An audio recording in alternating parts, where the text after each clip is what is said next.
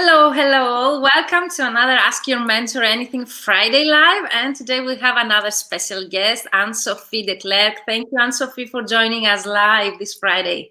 How are you? Hi, thanks for having me. Very good, and you? Fine, thank you. I'm always waiting for Friday to come because I really enjoy talking to colleagues about our profession in general. So today's topic is productivity, and I know that is one of the most hot topics. So most of the times, either I'm asked to have a live about technology, or productivity. So I'm really happy you suggested the topic. But always before going into that topic, I will ask you to introduce yourself. And of course, before that, the most common questions that we have from our mentees. So I see people joining us. So please use the comments below to let us know where you're watching us from. If the sound is okay, the image is okay, let us know. And of course, if you have any questions about today's topic, which is productivity, doing more by doing less, or anything related to Anne-Sophie's background or our topic or translation business in general, please do use the comments and we will try to answer, if not all, most of your questions during the live. And of course, Anne-Sophie is a member of our group, so she will follow up with you later. So we can't wait to read your questions and answer your questions today. So Anne-Sophie, would you like to introduce yourself to those that might not know you already? Yeah, so many people, I guess. So hi, everyone. I'm Anne-Sophie. I'm an English into French and Spanish into French freelance translator.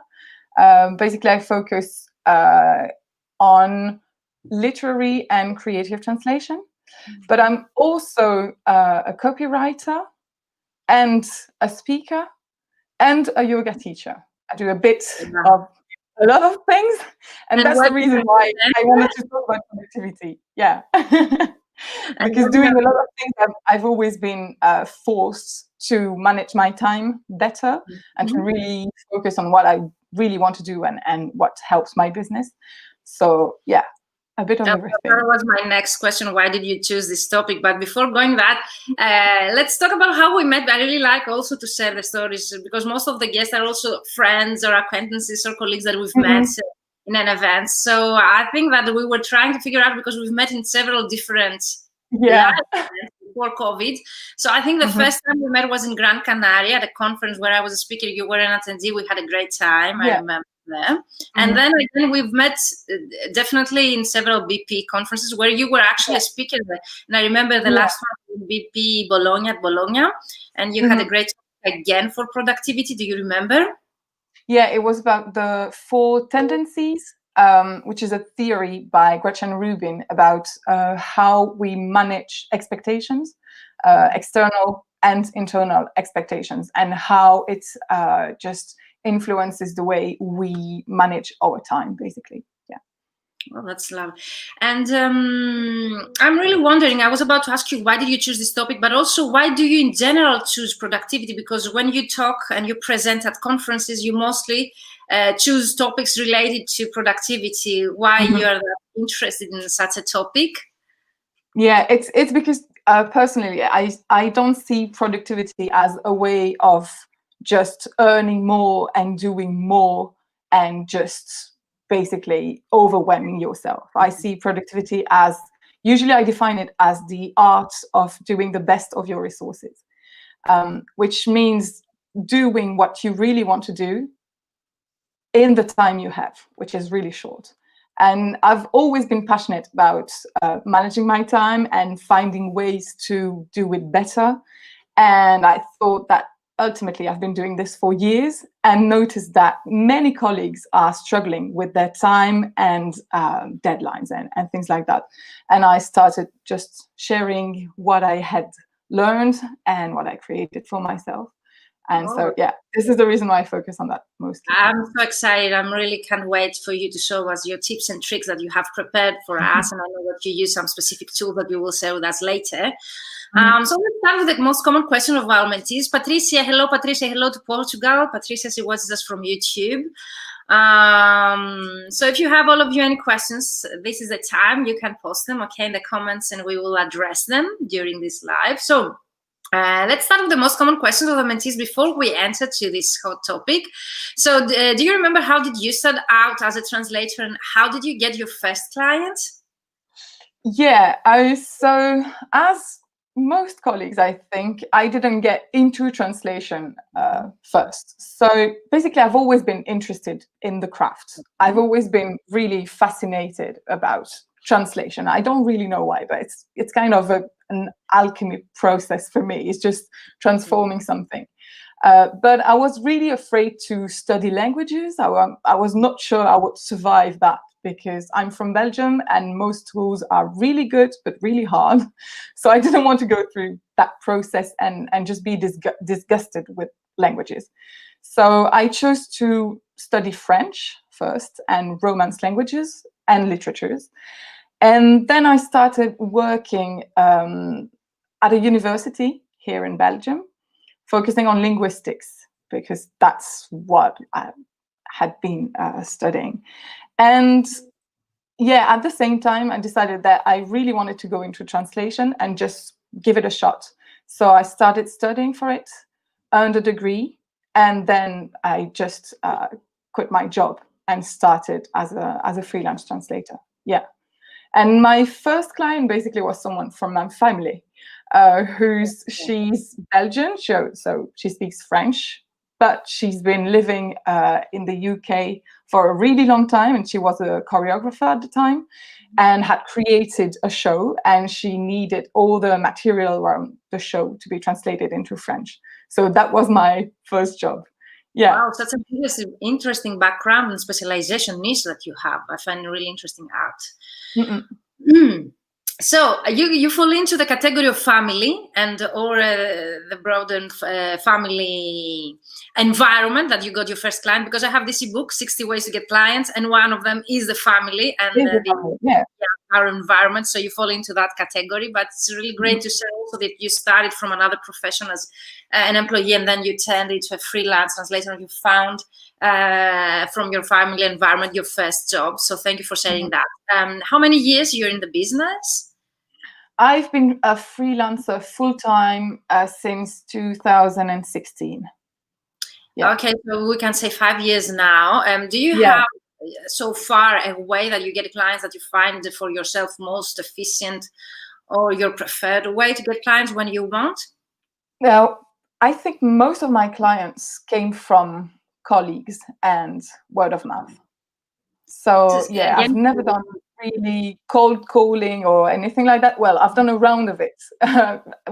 Maybe the first week I started. And from that, I got one client who's a translator and interpreter herself.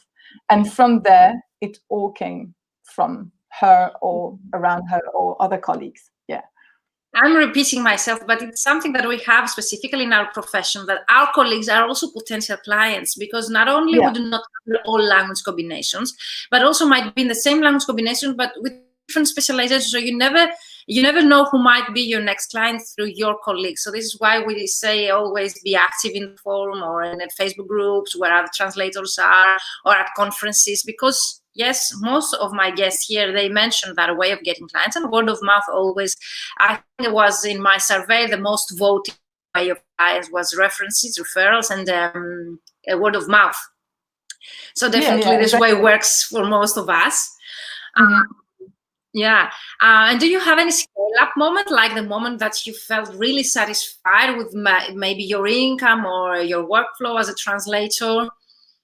Not really. I think it took me around a year to feel really comfortable and be able to present myself as a translator, full-time translator.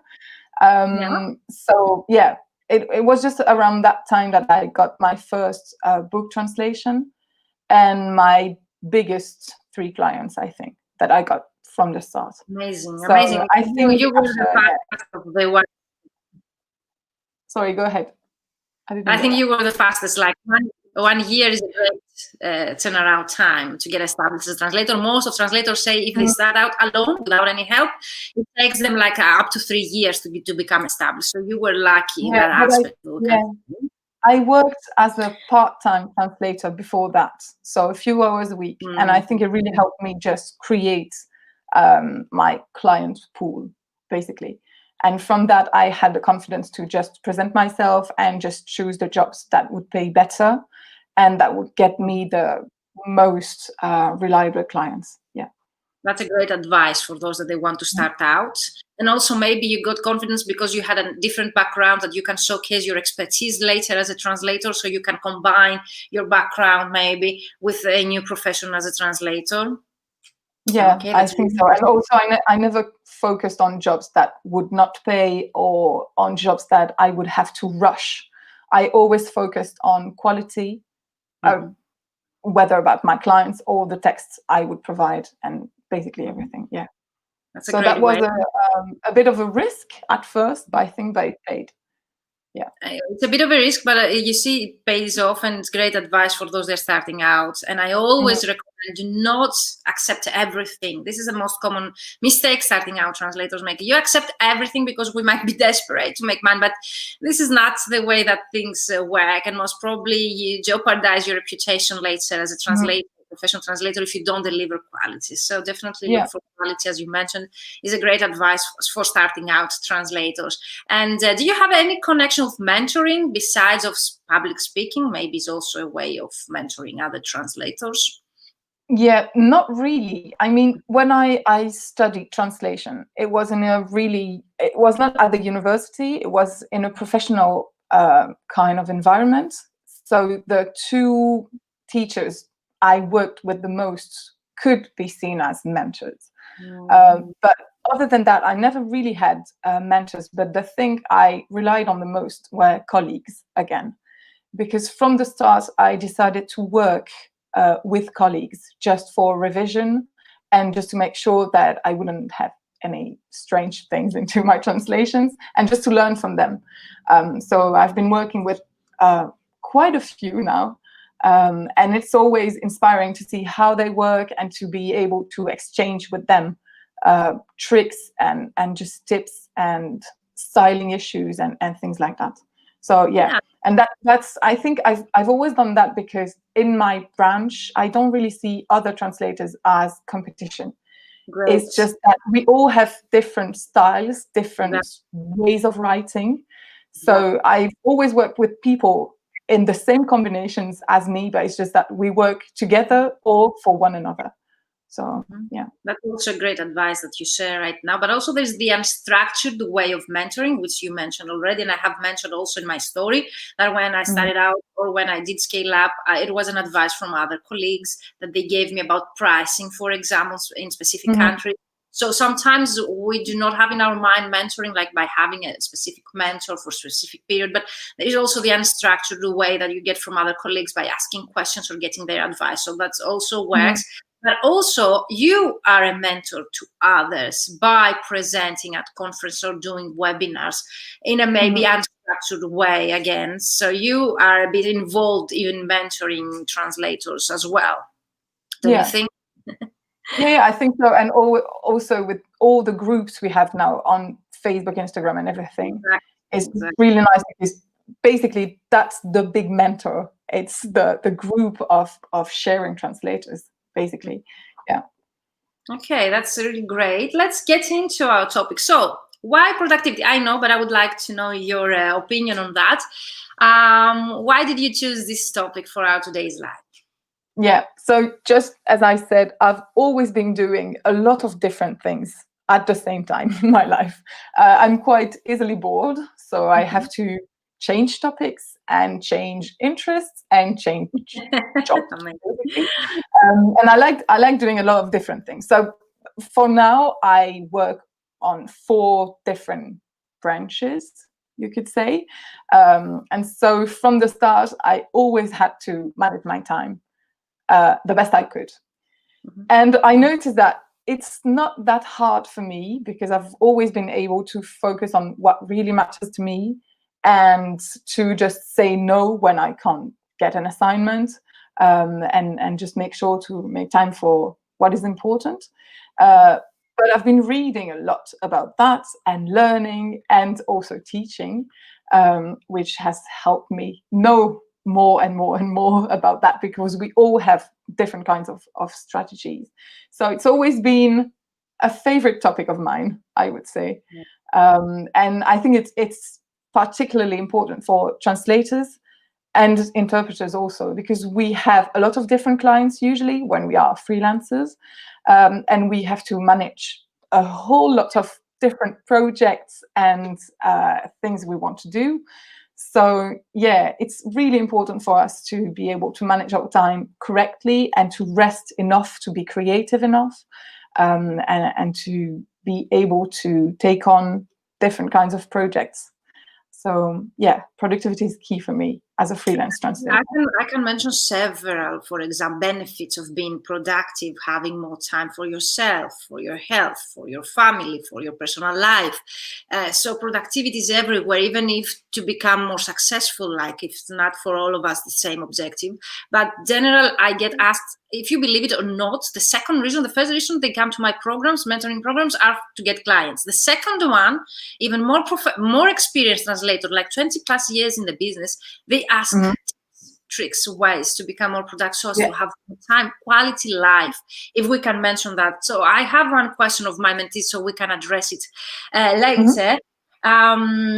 So I say that the whole topic, how you can or how we can be more productive. Yeah, well, you have different kinds of way of doing it, but I think the first step is to really know what matters to you.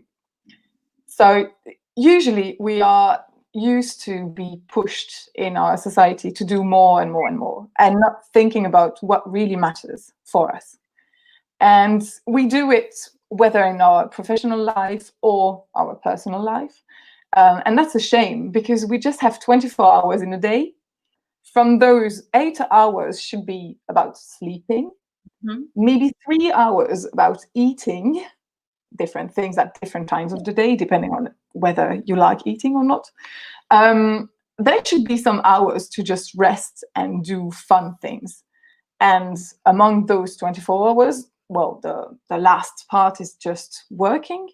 And working should be enjoyable too. It's just like 8 hours from our day, so it's a third of it. It's a lot. So if you just full-time employee, because some days I work more than 8 hours. So if you have your own business or you're a freelancer, some days you work even more, unless you're a part-time employee, so you can work 4 hours. But in general, 8 hours, yes, it's statistically if we can take it. I think it's and those 8 hours should be doing something you really like and enjoy doing. And usually I notice that most translators start their career really highly motivated and just focusing on what they want to do, and then they get overwhelmed because they can't say no to clients. They just feel like they should earn more and more and more, not really knowing why, because you need time to spend that money you earn if you want to earn more. And they just get completely overwhelmed and disgusted with the job because they don't focus on what they really enjoy doing and what they are really good at. So there is a lack of energy and motivation after a few years. And it makes sense, because if you just take on the jobs you think you should be doing and not the ones you really want to be doing, you can be happy with that. Okay? So it's just, for me, well, productivity is all about that. It's making space in your schedule for what really matters, what is really interesting to you, what will feed your soul, if you want. And so it's quite hard to manage, but the first thing would be to really know what you want to do and focus on that. And from there, make space in your schedule for that, because you make time. I prefer that expression, make time. You can always make or create time for the things that you want to achieve. And the phrase that I've been hearing a lot lately is about the rich people are not those that they have more money, but those that they have more time. So maybe in the future, time will be more valuable than money, where it should be. but it reflects the way that, okay, nowadays people live. So it's something that we tend to neglect, to have time, as you mentioned also, for things that make us enjoy a lot beside our work, of course. So let's share some tips, if you have already, to share with us before getting to tools, because people, they are very excited about sharing tools as well. Some tips how to become more productive. So our topic is doing more by doing less. So do you have any specific tips you would like to share? Yeah, it's just that if you focus on the fact that productivity is doing the best of your resources, you have to know what your resources are as a translator. And usually as a freelance translator, we have 5 kinds of resources we have to deal with. First would be the tools. And we're going to talk about the tools, but not only the physical tools or the tools we think about, capsules and things like that, but our brains and bodies are tools. It's really strange because translation basically is a craftsmanship, right? It's just that it is something you will do for a long time in your life and get better at it, each job you're doing.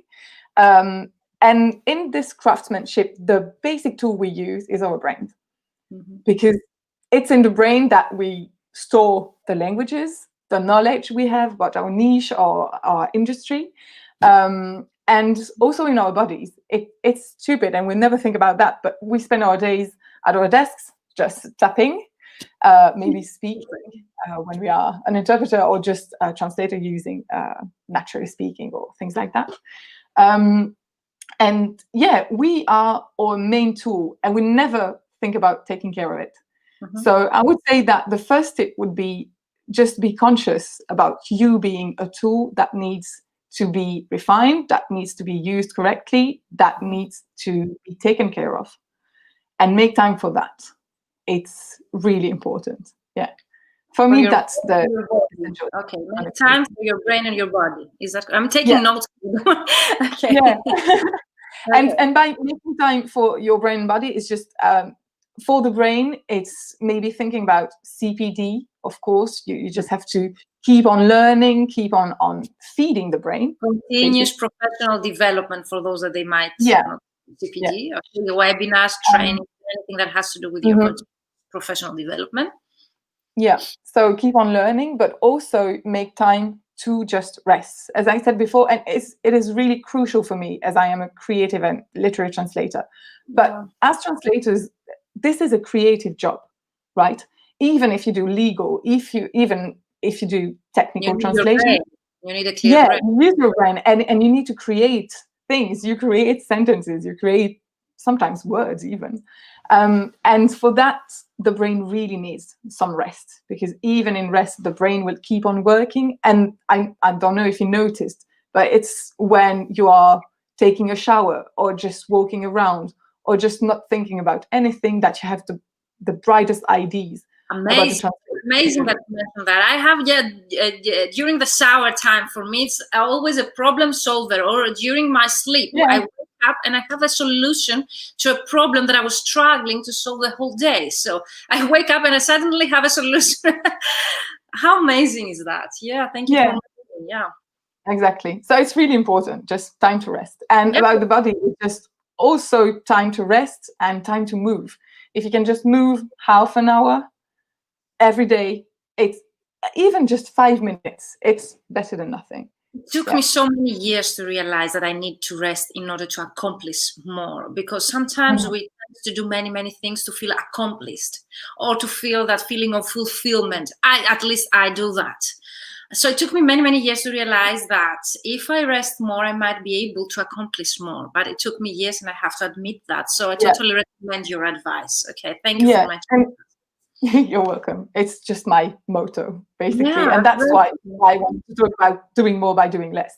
And it's interesting. I can see that Patricia just typed in that time is the new luxury. Exactly. Actually, it shouldn't be a luxury. It is considered a luxury because we focus on things that are not important and that don't earn us good things. And it shouldn't be a luxury. It's interesting because yeah, as a yoga teacher, I've been learning about meditations and things like that. And Did we usually, you're a yoga teacher as well. Did we mention that? That it's one of your hats. You are also a yoga teacher. Okay. Yeah, at first, yeah. And so it's interesting because meditation, we used to say that when you don't have time to meditate is when you really need to do it. And that's the same as a translator. When you don't have time to rest is really the time when you need to rest. And you need to stop, because if you don't, you're going to burn out. Always. And it can be small burnouts during the year, but with years and years and years and years of practice and accumulation, you'll just burn out in the end. So I came up with two questions: how you can prevent that so as not to reach that point when you don't have the time to meditate or rest, or what do you do, or what do you answer to those that I have many mentees like that they never find the time and they need to make extra money in order to make ends meet and pay their bills by the end of the month. So what is your advice to kind of categories to prevent it before we reach that point? And also, if we reach that point, what's your answer to those that they're telling you, but I need to pay my bills and I need to work more in order to make that amount of money? Yeah, well, that's the same answer to both questions. And for me, it's just making the best of two other resources, which are time and money. Usually, we don't really value our time enough. Hence, we don't rate our jobs enough.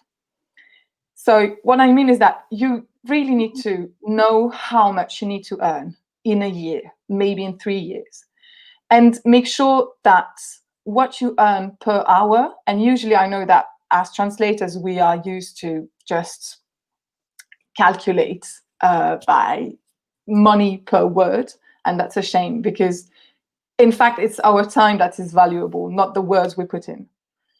So what you should do, what I've always been doing from the start of my career, is just knowing how much I need to earn in a year and calculating with that how much time I can work. And how much time I can work is really crucial here, because basically we know that the human brain can really focus and be really efficient 4 hours a day, and that's not a lot. So what I've always been doing is just calculating that I get paid for working 4 hours a day.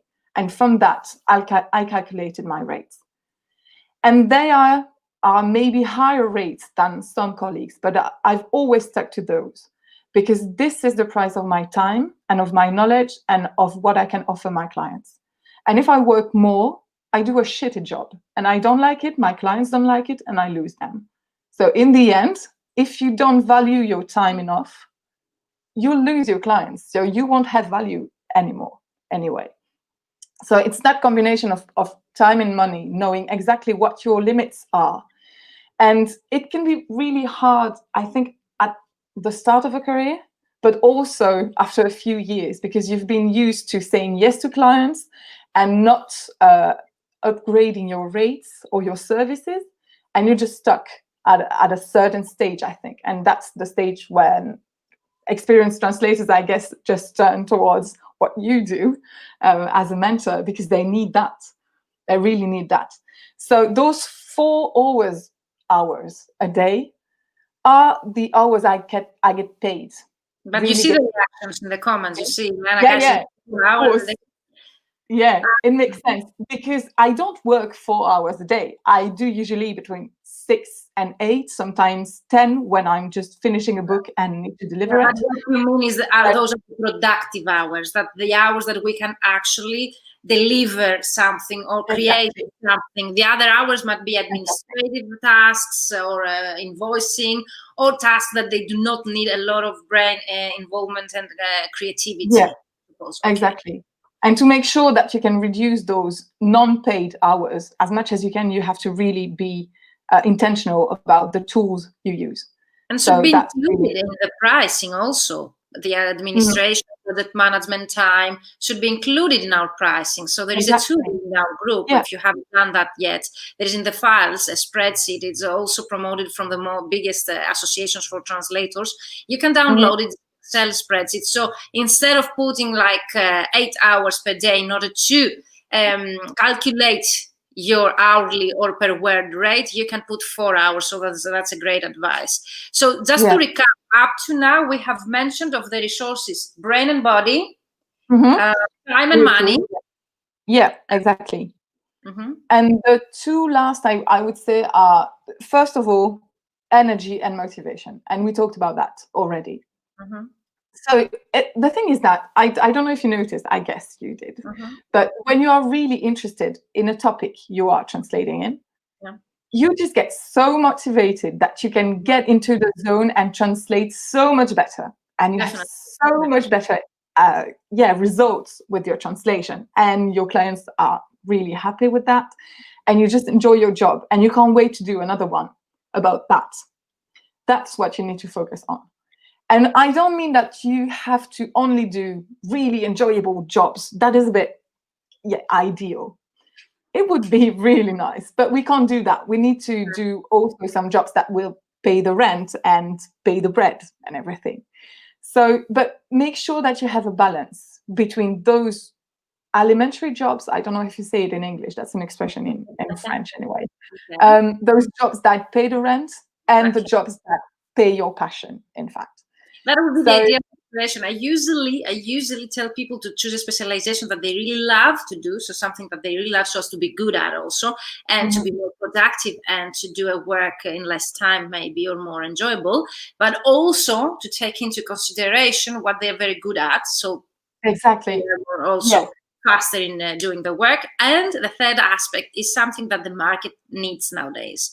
So if you really love, for example, here in Greece to translate literature, the chances to make a living out of this are really, really, really low. So thank you for your advice. It's the same that I say, you need to balance. So even if you love that, but you cannot make a living out of this, you need to find something else that you maybe not equally, but you still enjoy doing, maybe less, but you still enjoy, you're very good at it, and also the market needs it. Because the motivation and the energy are really scarce resources. In fact, you don't have a lot of them, and you need time to recharge when you're out of motivation and energy, right? And the jobs that will cost you less of both are jobs that you really like or you are really good at, and of course jobs you really like and are good at. So that's the point you're looking for. It's really this kind of job you want to do, but it takes time to really find clients, to define your niche, if you want to define it as that. So just make sure that you can just put a bit of that into your schedule. It's really important. As for me, I will usually try and just with all the hours I have into a week, whether paid or not, so usually 4 hours a day or 8 hours a day, I would just divide them to make sure that I have 2 days that will pay the rent, that I will have 2 days that pay the rent and are enjoyable, and then I will have 1 day to just do something I really want to do and just market myself and doing, I don't know, research about clients, CPD and things like that. It's really, I think, the way you get into your niche market. And when you realize what is your passion, because some people, they do not know what is their passion or what do they would really love. It's something that you would do really happily without getting paid. So this is what I say. So if I realize that I would do, for example, the videos that I do here, the interviews, all the mentoring, I would easily, and I did that in the past without getting paid at all. So for many years, voluntary. So then you realize that if you're doing it like you do yoga, for example, I suppose that you do a lot of voluntary or free. You do it, you love it. That's why you can do it free of charge. And then you realize that this is your passion. Ideally, you should be paid for what you do if you're actually very good at this also and make a living out of this. But this is a point when you realize that you're passionate. This is your passion. Like you do it without getting paid.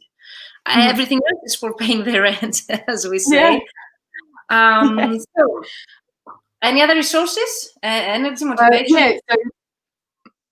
So we have the tools, brain, body, and the physical tools we use. We have the time, the money, motivation and energy, and the last resource I would say is relationships. So it can be strange because as translators, we are used to be isolated and just working behind our screens. But as I said before, most of my clients come from relationships, whether family or colleagues or friends or people I just met during conferences, whether in the translation industry or outside of it. So relationships are really key. And that's strange because we never really make time for those.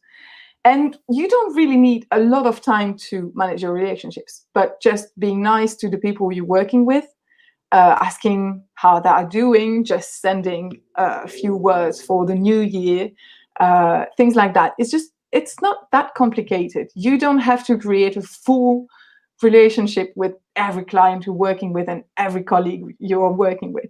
The idea is not to make friends, it's to make long-lasting relationships, because again, when you invest first in those kinds of relationships, you don't have to invest then that much energy. It comes to you after that, and it takes time. Again, time is really of essence here, but not in the usual sense. It's just that everything that is good takes time, and you have to make time for that, and relationships are a part of that. So I would always try and have a few minutes a day just to connect with colleagues, or just send an email to a client just asking how they are doing.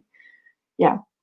That's a great way that you say, because the reason why I created those videos is to build relationships. Why I mention how we met is because I really want to showcase the importance behind of building relationships with people. Actually, you care for them. You do not look to sell to them something or to have a gain out of that relationship. You're doing it in a natural way of building relationships, and always before prospecting or trying to sell through LinkedIn marketing, email marketing, whatever is the strategy that you have to get clients, my first priority, and my mentees, they can confirm that because I see some of them being here, that I always tell them, build a relation. Don't start to sell to people, start to create a relationship, start to ask them that you're interested in learning from them. And they tell me why, because I'm lying to them, I'm trying to sell them, or I'm approaching because I want to sell them. Then this is the wrong mindset. Even if you know that they're your clients, showing them your interest in their business, what they do, but in a very natural way, without going to sell them, it really works. It really brings you the results that you want in the long-term process. Yeah. And I'm convinced also that when you feel like you are lying to that person, is that you shouldn't be working with them. Exactly. And it's okay. The thing is that we tend to focus on business relationships just as not relationships, but ways of getting clients. And that's a shame, because the thing is that, just as you said, you have to meet people and really meet them. And from that, you can create something. I'm sure that you can't work on something you are not interested in, and you can't work with someone you are not interested in really as a person. So it's just, it can be strange, but yeah, it's really important. I know from the start with a new client if it's going to work or not, because there is a human connection. And we shouldn't be afraid of that, because basically you have to enjoy what you're doing and what you are doing with. So it's just, I think it's human, basically. It's coming back to being a person first, and then basics. Just build relationships, as you mentioned. And when they tell me that, I tell them it's a mindset issue most of the times. Or either you said they're doing their own business with their own people, or it's a turning mindset point that they need to change their mindset so as to really care for their clients, so as to have a result out of that relationship in the long term. So I think that the way that you describe it is the ideal way that they should take a look at. Is there anything else you would like to add in relationships? Well, not really. It's just that I was thinking when you were speaking that it basically is just like a love relationship. You wouldn't date a person you don't like from the start just because you think it would be beneficial in the end. There are some people that they're doing it. There are some people doing this. We do not recommend it, and usually it does not have a good end. But yes. But that's the idea. You wouldn't just date someone that's not good for you. I know what they will reply to you. Sometimes it's not that I don't like them, but I don't really care about them. But I would really like to do the business here. It's a business thing. And then I really learn again and tell them you need to build the relationship with your clients. Okay, build real relationships. Show your real interest in what they do and care about them. You don't need to love them. Okay, they're not going to be your family. You're doing business there, but still, in order to give you the results you want in terms of marketing or whatever the other aspect is, you need to build relationships with those people. So the sources that we already said, and if you missed the live, you can always watch the recording. Anne-Sophie mentioned the brain and body as the first resource, time and money as the second, energy and motivation, the actual tools that we use, okay, car tools, productivity tools, project management tools that we're going to mention, and relationships as the fifth. And I really like the way that you have structured. So I was looking what is mine, because people are asking me how do I implement many things, and definitely it's not the brain and body, because I tend to neglect. It's something I really need to work on that, and I know I'm aware of that. But I think that motivation and energy is my thing, that I'm really motivated, and is the reason why I mentioned I would do something for free, and then you realize why you implement so many things. When you're really motivated and passionate about what you do, you find the time, you create the time, and I definitely, I can't tell that. So Patricia says, I normally say that more important than time management is energy management. So I think they're more or less related, both of these. Yeah, I totally agree. So I have a suggestion. Let's talk a bit about tools, but I know that you had created also to share your screen and go into depth. Since we don't have much time, or unless you can do it in 10 minutes, we can go through your tools, your suggestion, maybe a bit sharing your screen, and we can come up with an upcoming live any day that you are more available, and we can have 1 hour only to share the screen and do a tech hour with productivity tools. What do you think? Okay, so let's get into tools, because I get so many questions about tools, technology, how you can use tools and technology to make most of your time and actually improve your productivity. So if you have any answer about that. Yeah, well, the thing is that you have to try things on. There are a lot of different tools out there, and you can use really basic things. So, for example, for me, one really important thing for productivity is tracking your time. Because if you don't know how much time you spend on tasks, you can't know how to quote jobs. So I know each time I quote a job, I know how much time I'm going to spend on it realistically, ideally, and if things go to the worst. And that's really important. And for that, you need to be tracking your time and know yourself. Knowing yourself is really key in productivity, because things that work for some people won't work for other people. But time tracking is the essence of it.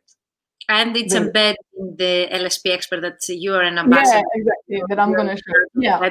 And the relationships with customers. And this is how we came up with this topic as well, because I both purchased the LSP Expert, and you gave me a presentation, really nice training on that. So this is why I insist on having a tech hour, so as to showcase those tools that we just mentioning here, that they are embedded notes on LSP Expert or any other tool that you would like. And also we promise to people that they're watching us that we can share a link with a discount to those that they will click on the link, but later we will come up with a link. Okay, so first, tracking time. Yeah, you need a time tracking tool. Also, as a translator, you need a tool that will help you have an overview of your projects and what is going on. So it could be a basic calendar. It could be a list. It could be, I don't know, post-it notes or things like that, if you feel like doing it. But you really need to track every job you have right now and you have been doing. Also, you need, of course, a tool for money management, we could say, and an accounting tool, basically. Again, there are a lot of those out there. You are describing expert, so I need to tell, because all of those features are included in one tool. Exactly. That's what I was going to say, in fact, is that you have a lot of tools. So you have time tracking, you have job management, you have accounting, and also, of course, regarding relationships, you have to have client and partners, relationship CRM management. system, like a customer relationship Yeah, management too. exactly. Yeah. And basically, LSP Expert is the go-to tool for that, because you have each and every feature you need to track your time, manage your projects, outsource projects, really deal with your clients and outsourcers and partners, and also basic accountability tool. It's just that you can invoice from that and create quotes and manage your expenses and everything. Okay. So I've been using it for a few years now, and it's been helping me a lot. So that's good, because usually I would spend like 2 or 3 hours a week, I think, just for the administration side of business.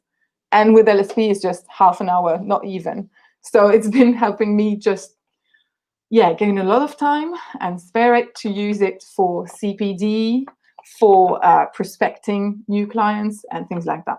So I think this is the essential thing you have to really think about, is what kind of tools do I use, and do they really help me spare time? Mm-hmm. And if not, just drop them and choose something else. Of course, don't choose a new tool each and every week, because there is a learning curve for each and every tool. For example, LSP is really, really easy to use, but still you have to create your account. You have to start managing your clients and your projects. So there is a learning curve with it, but you really have to find the tools that will work for you, and that will work for you in the real sense of that they will do the job for you. You don't have to. There is another, if we can say, advantage for that tool, because it's specifically designed for translators, by translators. We take into consideration your comments, and if you have anything you would like to be included, so they take into consideration your point of view regarding this tool and how they can make it even more efficient and effective for your own work as a linguist and a translator. Mm. I even use it for my second business, so you can, and I know other also colleagues and from other professions that they have bought LSP Expert, as I think my Eva also, Cifuentes, she has a different business, but she still uses such a project management tool. So in general, tools that you would suggest beside LSP Expert that includes everything is a tracking time, so that you can find like Pomodoro and many techniques how to track your time and become more productive with your time. Overview of your project that separately, also CAT tools. If you use CAT tools, they include that as well, but also project management tool like LSP also included. Accounting program that you most probably are looking for such a program, you need to take into consideration also the legal background of your country. So it should be also how we say, compatible with your legal system in your country. But definitely there's so many other ways that you can use LSP Expert that really, really, I think accounting is for me the last one. So the first one that I really love is the CRM, that you can actually have a list with your clients, the rates that you charge them, and you can overview also the relationship, as you say, there with your clients. There is also the fact that you track time in it, and also the overview of the project, when it started, when it ended, when it was paid, and also archived and so on. Is there anything else? Also, there is a feature also to delegate projects and outsource. I haven't gone into that. So actually, you can save time outsourcing. If you're building your team as a translator or a small agency, you can use it also for that aspect. Exactly, because you have a list of your partners, basically, with ratings for each project and the language combination, and if they are available or not. So it's really easy to pick people for each and every job you might have to outsource. And also it automatically displays your margin. So that's really easy to choose from. And the last one is also that you can also include the memory of the CAT tool that you use, a specific CAT tool, or in general, I haven't tried that yet. But also you can... basically you can just choose to be paid by any kind of unit, and it could be per word. And if it is per word or per page or anything, you can introduce the analysis from your CAT tool directly. So you can create cat tool profiles that will fit for each and every client, and just choose the rates for each cat tool profile. And then that's it. LSP Expert will automatically calculate your budget on that, and you'll know automatically how much you can quote your job, depending on the matches and things like that. Yeah. I need to find time to include meditation and yoga in my schedule. So we do another session about how to include yoga and meditation.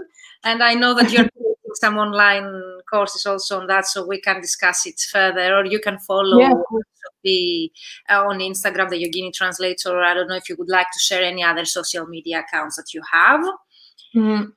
But definitely you can find Anne-Sophie in the XL8 Mentoring Translators, Mentoring for Translators Facebook groups. She's a member, so you can tag her and contact her directly. And if you have questions about LSP Expert as a tool, you can also contact Anne-Sophie. Anne-Sophie, do you think I should share the link anyway, and they will find the discount later with the same link? Yeah, of course. Yeah, you can just share the general link of LSP Expert, and then I'll post in the group the discount and maybe the link or the code you need to use for that. Yeah. I said the one link here. If this doesn't work, we can say they will find anyway the homepage of the tool. So is there anything else you would like to add? Thank you so much. I really find it really, really, really interesting what you said. I hope that those that they were watching us, they somehow get benefit from what we said and implement some of the tips that you said already. And we promised to come up with specific tech live next time. So Anne-Sophie has prepared sharing her screen and actually taking you through all those tools that we just mentioned. Okay, time tracking, accounting, overview of your project, CRM system, and all of those features. And if you have any specific questions that you would like us to address during the live that we are going to plan and schedule Anne-Sophie now, definitely you can share with us in the link that we have set for your questions, or just in the group, or just reach us out, Anne-Sophie or myself, to let us know what you would like us to include in the specific training, and if you have any specific thing that you would like to address. One last question I got is about productivity, how to make sure that that was my mentee from Canada. How can I reassure that I will end and complete a webinar that I chose, that I always procrastinate and I never find the time for exams. So they buy several online courses or webinars and they never find the time to complete them. So do you have any advice for such a question? Yeah, don't buy a new one until you're done with the last you buy. That's good advice. That's great. Yeah, it's like books. I don't know you, but I tended to. I always buy new books. I never read them, books, even though that I have not finished. The last 3 ones I have bought already 5. Yeah, makes sense. But that's the idea. Just don't buy one until you're done with the last. And also, you didn't mention about priorities. My motto is prioritization. So make priorities of everything. And usually, why we do not complete such programs is because they are not first in our priorities. Yeah, so and think that they are not first. There is not a sense of urgency there. So this is why I don't create online courses that are recorded and I always go live, and I always prefer mentoring or coaching programs because they are implementation programs, because you have accountability. If you create a recorded program and you sell it online, then the statistics to complete such a program are less than 30%. So the fact that there is no urgency in such a program, this is also a reason that why you don't complete or you procrastinate in such if we can say task. So thank you so much, Anne-Sophie. Thank you all of you for your questions, for your participation, for your comments, Anna, Patricia, and all of you that you are still watching us now. It was a pleasure having you, Anne-Sophie. Do you have anything else you would like to share with people? Like, are you going to speak at any events scheduled? Well, Not yet. I'm going to give some webinars about LSP Expert and productivity, and I guess maybe some yoga classes for freelance translators stuck at home. Still thinking about that, but okay, so you can share the links if you have anything ready underneath this video. So you will find all the links that Anne-Sophie will share underneath this video in our Mentoring for Translators group, or you can contact Anne-Sophie directly or myself. So thank you, all of you. Thank you, Anne-Sophie. Have a great weekend. Next Friday, we have a next topic, different topic. Join us live every Friday in the Mentoring for Translators group, my public Facebook page under my name, and my public YouTube channel under my name, and recently on LinkedIn in my profile, Virginia Katsimpiri. So thank you, all of you, for being here. Thank you, Anne-Sophie. Thank you, everyone. Thanks, Virginia. Have a great weekend and see you in the group. Bye-bye. Yeah, thank you. Bye.